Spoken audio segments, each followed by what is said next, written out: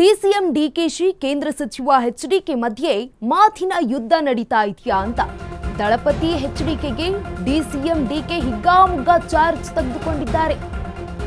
ದಳಪತಿ ಎಚ್ಡಿಕೆಗೆ DCM DK Shivakumar ಹಿಗ್ಗಾಮುಗ್ಗಾ charge ತೆಗೆದುಕೊಂಡಿರುವುದು. ಹರಿತೀನಿ ಅಂದ್ರೆ ಹೇಗೆ ಅಂತ ಪ್ರಶ್ನೆಯನ್ನ ಮಾಡಿದ್ದಾರೆ. ಬರೀ 16 ಜನ ಇಟ್ಕೊಂಡು ಏನೋ ಮಾಡೋದಕ್ಕೆ ಆಗಲ್ಲ ಅಂತ ಈಗ ಬಿ ಖಾತಾಯಿಂದ ಎ ಖಾತಾ ಯೋಜನೆ ವಿಚಾರಕ್ಕೆ ವ್ಯಂಗ್ಯವಾಡಿರುವಂತದ್ದು.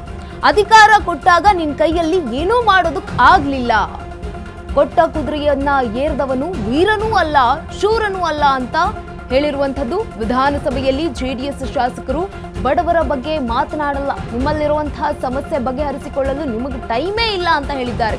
ಇಲ್ಲ ನಿಮ್ಮ ಸರ್ಕಾರ ಬರ್ತದೆ ಅನ್ನುವಂತಹ ಮಾತಾಡೋ ಅವಶ್ಯಕತೆ ಬೇಡ ಅಂತ ನೇರವಾಗಿಯೇ ಡಿಚ್ಚಿಯನ್ನ ಕೊಟ್ಟಿರುವಂತದ್ದು ಕುಮಾರಸ್ವಾಮಿ ಅವರಿಗೆ ಡಿಕೆ ಶಿವಕುಮಾರ್ ಅವರು. ಇದೀಗ ಡಿಸಿಎಂ ಡಿಕೆಶಿ ಹಾಗೆ ಎಚ್ಡಿಕೆಯ ಮಧ್ಯೆ ಮಾತಿನ ಯುದ್ಧ ಮುಂದುವರಿತಾ ಇದೆ. ದಳಪತಿ ಎಚ್ಡಿಕೆಗೆ ಡಿಸಿಎಂ ಡಿಕೆ ಶಿವಕುಮಾರ್ ಅವರು ಹಿಗ್ಗಾಮುಗ್ಗಾ ಚಾರ್ಜ್ ತೆಗೆದುಕೊಂಡಿರುವಂತದ್ದು. ಹರಿತೀನಿ ಅಂದ್ರೆ ಹೆಂಗೆ, ಬರೀ 16 ಜನ ಇಟ್ಕೊಂಡು ಏನು ಮಾಡೋದಕ್ಕಾಗಲ್ಲ ಅಂತ ಹೇಳಿದ್ದಾರೆ. ಇನ್ನು ಬಿ ಖಾತಾಯಿಂದ ಎ ಖಾತಾ ಯೋಜನೆಯ ವಿಚಾರಕ್ಕೆ ವ್ಯಂಗ್ಯವಾಡಿದ್ರು ಎಚ್ಡಿಕೆ ಅವರು. ಆ ವಿಚಾರಕ್ಕೆ ಸಂಬಂಧಪಟ್ಟಂತೆ ಮಾತನಾಡಿರುವಂತದ್ದು ಡಿಕೆ ಶಿವಕುಮಾರ್ ಅವರು.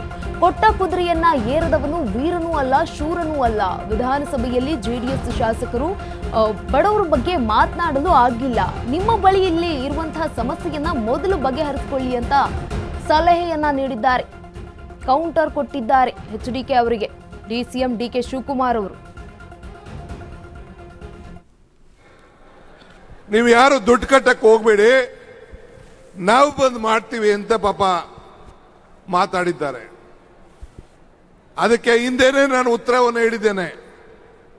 ಕೊಟ್ಟ ಕುದುರೆಯನ್ನು ಅಲ್ಲಮ್ಮ ಪ್ರಭುಗಳು ಒಂದ್ ಕಡೆ ಒಂದು ಮಾತು ಹೇಳ್ತಾರೆ, ಕೊಟ್ಟ ಕುದುರೆಯನ್ನು ಹೇರಲು ಬಯಸುವನು ವೀರನೂ ಅಲ್ಲ ಶೂರನೂ ಅಲ್ಲ. ಅಧಿಕಾರ ಕೊಟ್ಟಾಗ ನಿನ್ ಕೈಲಿ ಮಾಡಕ್ಕಾಗದೇ ಇದ್ದಾಗ, ಅಧಿಕಾರ ಇಲ್ಲದೆ ಹೋದಾಗ ಬರೀ 17 ಜನ ಮಡಿಕೊಂಡು ನಾನು ಹರಿತೀನಿ ಅಂತಂದ್ರೆ ನಿಮ್ಮ ಕೈಲಿ ಏನು ಮಾಡಲಿಕ್ಕೆ ಸಾಧ್ಯ ಇಲ್ಲ.